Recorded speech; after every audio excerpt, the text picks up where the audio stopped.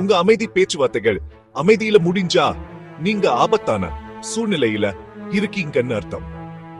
ஏவுனைகள் பேச்சுவார்த்தைகளுக்கு பதிலா வந்தா நீங்க ஒரு புது சகாப்தத்துல இருக்கீங்க. தலைவர் விழுந்தா ஒரே ராத்திரியில அந்த பகுதியே மாறிடும். 45 வினாடிகள காலவரிசை.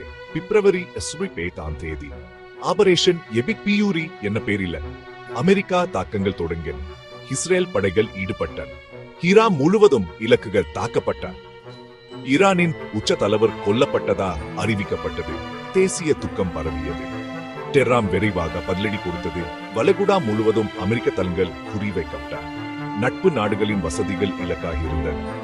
ஏவுகணை தாக்குதல்கள் நடந்த. ஆளில்லா விமான தாக்குதல்கள் நடந்த.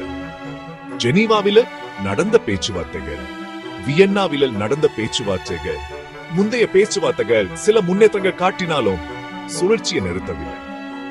மருத்துவமனைகள் தாக்கப்பட்ட, பள்ளிகள் தாக்கப்பட்ட, அதிக பொதுமக்கள் உயிரிழந்தனர். இது மனத்த உழுக்குற இழப்புகள்.